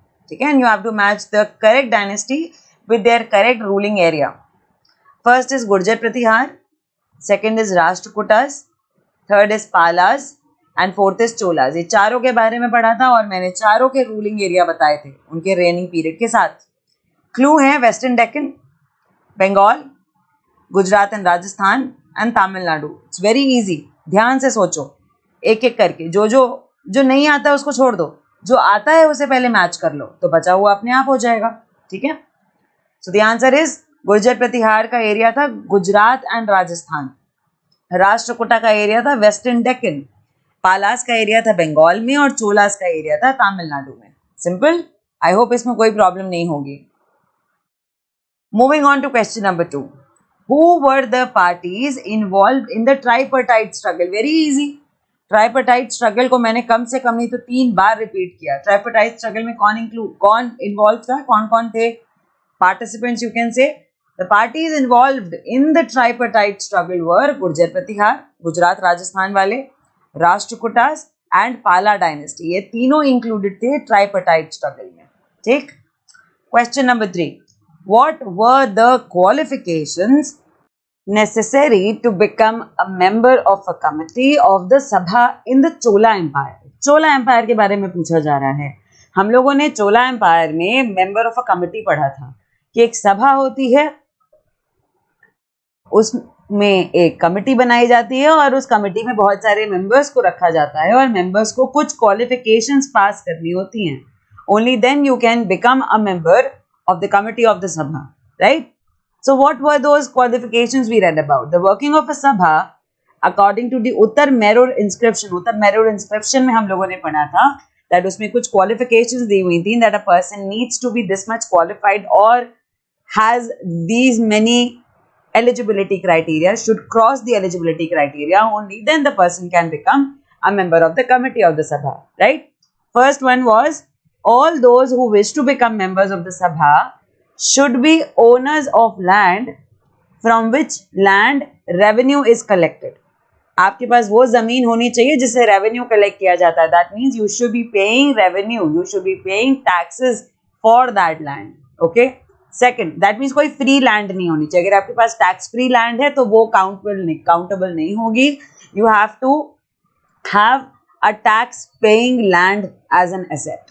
Second, they should have their own homes. अपना खुद का घर होना चाहिए, कोई किराए का घर नहीं, किसी और का दिया हुआ मकान नहीं, अपना खुद का घर होना चाहिए. They should be in between the age of 35 to 70 years of age. Age bracket भी है 35 से 70 के बीच में ही एक मेंबर की एज होनी चाहिए. Fourth, they should have the knowledge of Vedas. You have to be learned about Vedas. They should be well versed in administrative matters and honest in all dealings. दो बातों का ध्यान रखना है, और एडमिनिस्ट्रेटिव मैटर्स के बारे में भी पता होना चाहिए और आप अपनी सारी डीलिंग्स में ऑनेस्ट होने चाहिए.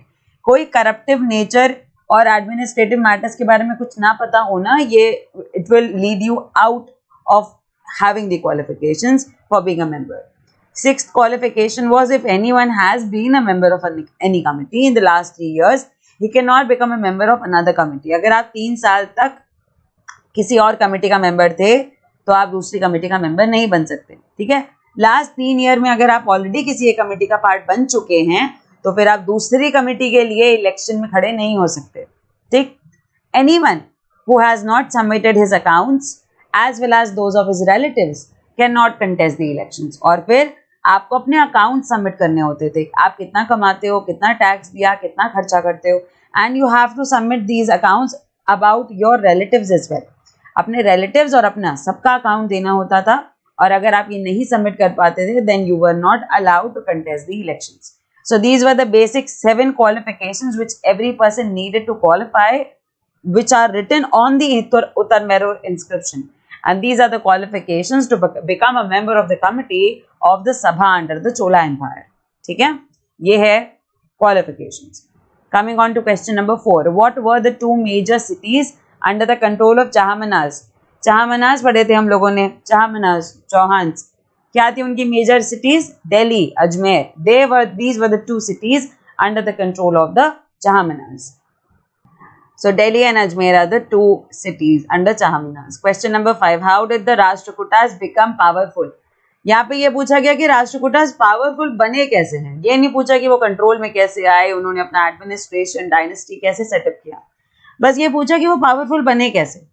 Rashtrakutas became powerful in the following manner. First is Rashtrakutas were subordinates to the Chalukyas of Karnataka. हम लोगों ने 3 टाइप के चालुक्यास पढ़े थे, राइट? उसमें से जो कर्नाटका के चालुक्यास थे, राष्ट्रकूटास उनके सबऑर्डिनेट्स थे। चालुक्यास ऑफ कर्नाटका के अंडर काम करते थे राष्ट्रकूटास, ठीक है। But in the mid 8th century Dantidurga एक राष्ट्रकूटा चीफ थे who overthrew his Chalukyan overlord. हम लोगों ने कई बार बहुत सारे हिस्ट्री के चैप्टर्स में क्लास 6 के सिलेबस में भी पढ़ा है, और मैंने कई बार ऐसे रिपीटेडली बोला भी है दैट जो ये चीफ्स होते हैं ना, दे ऑलवेज वेट कि कोई वीक रूलर आएगा and I will gain power and I will overthrow the Lord, overthrow the king, या फिर हम कूप कर लेंगे या डीथ्रोन कर देंगे अपने किंग को। And this is what happened between Rashtrakutas and Chalukyas of Karnataka. Chalukyas कमजोर पड़े, उनका कोई एक वीक रूलर आया, and because Danti Durg the chief had great powers in his hand, overthrew the Chalukyan overlord. He performed a ritual called Hiranyagarbha with the help of Brahmins. उन्हें हिरण्यगर्भ का एक ritual perform करना पड़ा so that he can also have the status of a Kshatriya to become the king. This ritual was then considered to lead the rebirth of the sacrificer as Kshatriya, even if he was not Kshatriya by birth, because Danti Durg and the entire Rashtrakuta family was not a Kshatriya family. So to become a Kshatriya and then to have the throne under his name, Danti Durg ने हिरण्यगर्भ वाला ritual perform किया, हिरण्यगर्भ वाला यज्ञ perform किया। इस यज्ञ में ऐसा माना जाता था, according to Puranas and other stories, that if you perform this ritual you will be considered as a Kshatriya even if you are not Kshatriya by birth. तो अगर आप बाय बर्थ क्षत्रिय नहीं हैं तो आप इस रिचुअल को परफॉर्म करने से क्षत्रिय माने जाते हैं, ये एक रीबर्थ माना जाता है आपका, ठीक है, और इसलिए ये रिचुअल परफॉर्म किया जाता था। And this was what was done by Dantidurga to become a king as per kshatriya law. Okay, तो ये थे पावरफुल बनने के स्टांस की, वो पावरफुल बने कैसे, और इसके बाद ही सेटअप होता है इनका अपना डायनेस्टी। तो इसलिए ये जानना जरूरी है कि कोई डायनेस्टी पावरफुल बनती कैसे और कैसे अपना डायनेस्टी को एस्टैब्लिश करती है। हम पढ़ते हैं कि कोई आया और अपना डायनेस्टी एस्टैब्लिश कर ली, बट ये जानना जरूरी है कि कैसे, वो क्या कर रहा था पास्ट में जिसे ओवरकम करके उसने अपनी डायनेस्टी को एस्टैब्लिश किया, right? So we need to know about this. Question number 6, what did the new dynasties do to gain acceptance? क्योंकि ये सब नई डायनेस्टीज हैं, छोटे छोटे एरियाज पे कंट्रोल कर रही हैं। बहुत सारी डायनेस्टीज ऐसी हैं जो फ्यूडेटरीज हैं या सबऑर्डिनेट्स हैं और किंग बन जा रही हैं। अब जब आप सबऑर्डिनेट्स हो और फिर अचानक से किंग बन जाओ, अचानक से डायनेस्टी इस्टेब्लिश करो, तो सोसाइटी में अपनी एक्सेप्टेंस बनानी पड़ती है, because society and the people around you can not accept you as a king in one go. ऐसे तुरंत आपको किंग कंसिडर नहीं कर पाती, और मे बी अगर कर भी ले तो वो रिस्पेक्ट नहीं दे पाती है, राइट? और इसी रिस्पेक्ट को पाने के लिए बहुत सारे किंग्स ने बहुत सारी चीजें ऐसी करी so that they can gain confidence, they can gain respect and trust of the people, they can gain acceptance of the people. तो क्या क्या किया उन्होंने? The new dynasties gained power and wealth, therefore they declared themselves to be महासामंत और महामंडलेश्वर। बड़े बड़े title देना अपने आप को, क्योंकि उनमें इतनी पावर है, उन टाइटल्स में इतनी पावर है कि अगर आप अपने आप को महामंडलेश्वर बोल रहे हैं या महासामंत बोल रहे हैं, उससे क्लियर हो जाता है कि आपके पास बहुत ज्यादा पावर है, you have the decision making authority and you are there for the welfare and development of the society, right? Many of such kings adopted high sounding titles like maharajadhiraja और त्रिभुवन चक्रवर्ती। ऐसे बड़े बड़े टाइटल्स भी कुछ लोगों ने रखे सो दैट लोग उन्हें एक्सेप्ट कर पाए, लोग उन्हें एक बड़े नजर से देखें, उनका विजन स्ट्रांग हो जाए आपको लेके। They also deputed learned Brahmans to depict them as valiant. Prashastis लिखने को बोला गया ब्राह्मण्स को कि आप हमारे बारे में लिखिए कुछ अच्छा, ताकि लोगों को भी पता चले कि हमने लाइफ में ये सब कर रखा है, तो लोगों का हम पर ट्रस्ट बनेगा। लोगों को बताइए कि हमने ये वाला बैटल जीता, वो वाला बैटल जीता। हो सकता है कई लोगों ने झूठ भी लिखवाया हो, बट हमें उस चीज में नहीं पढ़ना कि किसने सच बोला किसने झूठ बोला। Okay, I am just telling you what was the practice, whether it is true or not, you don't have to get into that drill. Okay, various Brahmins were deputed to write and depict about kings and show that king as very valiant, valorous, powerful in the eyes of people. Okay, their activities were recorded in prashastis and they tried to demonstrate their power and resources by building large temples. प्रशस्तिस लिखी गई उनके नाम पे, और प्रशस्तिस का मतलब ही होता है इन द प्रेज ऑफ, किसी की तारीफ में कुछ लिखना is known as a prashasti. Okay, it's a Sanskrit word turned into Hindi word and it was used to depict the valorous nature of a king. आप प्रशस्ति में किंग की ढेरों तारीफें करते हैं जिससे लोगों को पता चले कि ये किंग कितना अच्छा है या कितना अच्छा हो सकता है हमारे लिए, right? And it really helps in putting confidence in the king. लोगों का ट्रस्ट बनता है जब वो बार बार एक इंसान के बारे में बहुत अच्छा सुनते हैं, तो correct. Also king tried their level best to demonstrate their power. छोटे छोटे बैटल्स जीतते थे और बहुत सारे रिसोर्सेज को स्पेंड करते थे, बड़े बड़े टेम्पल्स बनवाते थे, बिल्डिंग्स बनवाते थे। इससे ये शो होता है कि ये इंसान के पास बहुत रेवेन्यू है, बहुत पावरफुल है, बहुत लेबर है इसके पास। देखो कितनी आलिशान बिल्डिंग्स, कितनी आलिशान टेम्पल्स बनवाए इन्होंने, ठीक है। It really helps in the image making of a king if you make big buildings. अब ऐसा नहीं है कि आप सिर्फ बिल्डिंग बनाते जा रहे हो, आपको वेलफेयर भी करना पड़ेगा, डेवलपमेंट भी करना पड़ेगा, बट यस, बड़ी बिल्डिंग्स, बड़े टेम्पल बनाने से एक इमेज जरूर इंप्रूव होती है, and that is what Kings did. Okay, question number 7, what kind of irrigation works were developed in Tamil Nadu. Tamil Nadu में कौन से टाइप के इरिगेशन वर्क्स डेवलप हुए थे? ये क्वेश्चन 6 में कोई प्रॉब्लम तो नहीं है, क्योंकि यहाँ पे मैंने आपको बताया कि टाइटल्स की हेल्प से वो एक्सेप्टेंस लेना चाहते थे, प्रशस्तिस लिखवाने की हेल्प से वो टाइटल्स लेना चाहते थे, और बड़ी बिल्डिंग्स बनवाने की हेल्प से वो एक्सेप्टेंस लेना चाहते थे, ठीक है।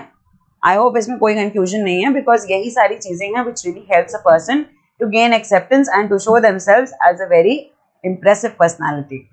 हाँ, तो अब आते हैं तमिलनाडु के इरिगेशन वर्क्स पे। पढ़ा था हम लोगों ने चैप्टर में बहुत clearly, large scale cultivation was developed in Tamil Nadu and in many cases artificial irrigation also became necessary, क्योंकि पानी की कमी थी।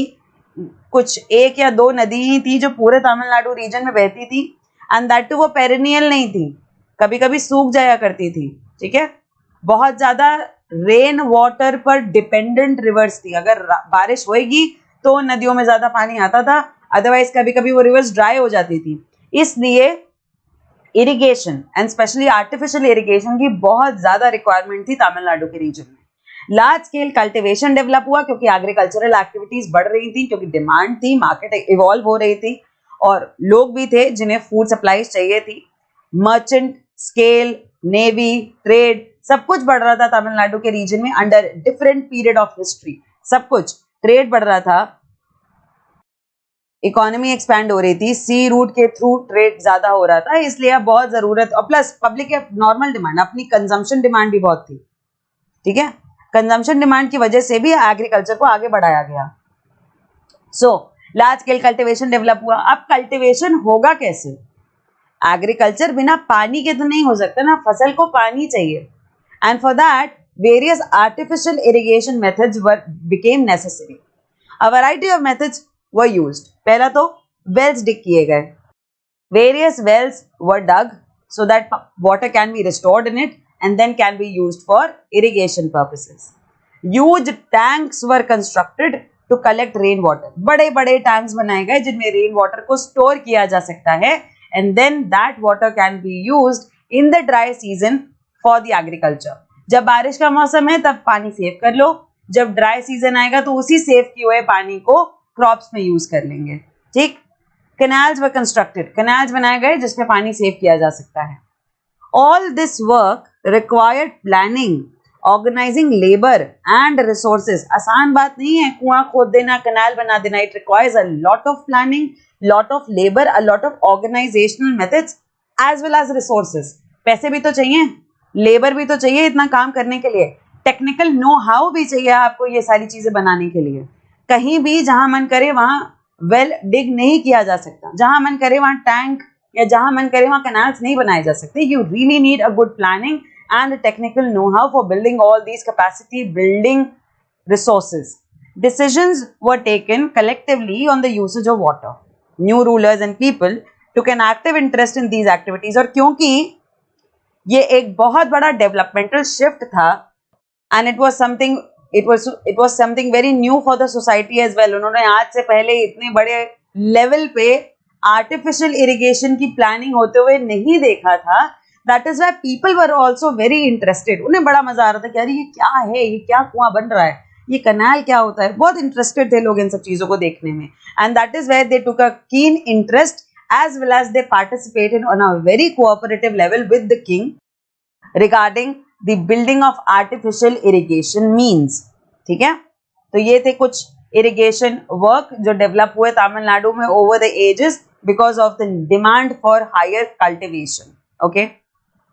जब कोई एक जगह टेम्पल है तो वहां पे एक्टिविटीज क्यों एसोसिएटेड हैं? Because when we read about the Chola temples, तब हमने ये पढ़ा था कि चोला टेम्पल के कंस्ट्रक्शन की वजह से वो केवल एक रिलीजियस प्लेस नहीं बना, बल्कि साथ में एक बहुत सारी एक्टिविटीज का कॉम्प्लेक्स बन गया. क्योंकि उन टेम्पल्स की वजह से वहां पे बहुत सारे ऑक्यूपेशनल स्टेजेस खुले, बहुत ज्यादा एम्प्लॉयमेंट बढ़ा, एंड दैट इज वाई वहां पे बहुत सारी एक्टिविटीज होने लगी. उसने अपने आप में सोसाइटी में एक ड्रामेटिक शिफ्ट ला दिया. ठीक है, and that is why we need to know कि कौन कौन सी एक्टिविटीज थी which were associated with the Chola temples. The splendid temples and bronze sculptures of the Cholas. Raja Raja and Rajendra built big temples of Thanjavur and Gangaikonda Cholapuram. हमको पता है कि थांजावुर का राजराज चोला ने और राजेंद्र चोला ने गंगाईकोंड चोलापुरम में बहुत सुंदर टेम्पल्स और ब्रॉन्ज स्कल्पचर्स बनवाए थे. They are architectural and sculptural marvels. Chola temples often became the center of settlements around them. These were centers of craft production. Craft production होने लगा उसके आसपास. Temples were also endowed with land by both rulers and others. Temple के लिए जमीन मिलती थी, किससे? Rulers से भी, और बाकी merchants, big merchants या land owners जो होते थे वो भी land give up कर देते थे temple construction के लिए. The produce of this land went to maintain all the specialists who worked at the temple and very often lived near it. अच्छा, कुछ लोग तो लैंड दे रहे थे टेम्पल बनवाने के लिए, और कुछ लोग लैंड दे रहे थे कि इसमें से जो भी कल्टिवेशन होगा और उस कल्टिवेशन से जो भी रेवेन्यू आएगा वो सारा रेवेन्यू टेम्पल को मेंटेन करने में जाएगा. क्या कह सकते हो? वो सारा रेवेन्यू टेम्पल में काम करने वाले या टेम्पल के आसपास काम करने वाले स्पेशलिस्ट के लिए जाएगा. दे इंक्लूडेड, अब ये स्पेशलिस्ट जिनकी हम बात कर रहे हैं जो टेम्पल के आसपास रहते हैं और काम करते हैं, ये स्पेशलिस्ट हैं कौन? They included priests, garland makers, cooks, sweepers, musicians, dancers. ये सारे लोग स्पेशलिस्ट थे जो इस पूरे कॉम्प्लेक्स में रह रहे थे, काम कर रहे थे, और इनका बहुत ज्यादा कॉन्ट्रीब्यूशन था चोला टेम्पल का एक आर्किटेक्चरल पॉइंट ऑफ व्यू बनाने में. In other words, temples were not only places of worship but also the hub of economic, social and cultural life. And I've repeated this various times that Chola temples or any temple complex in general were now not only the place of worship but also became a hub of economic, social and cultural life because various employment opportunities arose from such centers. A society was built up over there and a lot of culture flourished because of these temples. Amongst the crafts associated with temples, the making of bronze images was the most important. बहुत सारे craft बने, बहुत सारे craft ideas famous हुए temples के चारों ओर. किसी को गार्लैंड बनाना आता था, किसी को कॉइन्स बनाना आता था, किसी को छोटी छोटी मूर्तियां बनाना आता था, जिसमें ब्रॉन्ज की इमेजेस बनाना सबसे ज्यादा फेमस हुआ, सबसे ज्यादा इंपॉर्टेंट हुआ. Chola bronze images are amongst the finest in the world. That means the quality of bronze used and how it was made, sculpting जो उसमें की गई, जिस तरीके से उसको कट किया गया, that was finest in the world. और इसीलिए इंडिया को क्राफ्ट्समैन का हब माना जाता था because finest craft people रहते थे यहाँ पे. Most images were of deities, sometimes images were made of devotees also. वैसे तो ज़्यादातर images deities की बनती थी, but कई बार कुछ इतने famous इतने डेडिकेटेड डिवोटीज थे कि उनकी भी मूर्त बनी. For example Meera, she was dedicated to lord Shri Krishna, उनकी मूर्त बनी, उनका ब्रॉन्ज इमेज बना. और ऐसे बहुत सारे डेडिकेटेड डिवोटीज थे जिनकी इमेजेस को बना के काफी फेमस किया गया. ठीक है, तो ये थी कुछ activities which were associated with the Chola temples. And with this, we have come to the end of part number 2, and lesson number 2 is completed. Thank you. Happy learning. Revise well. We'll see you in the next one.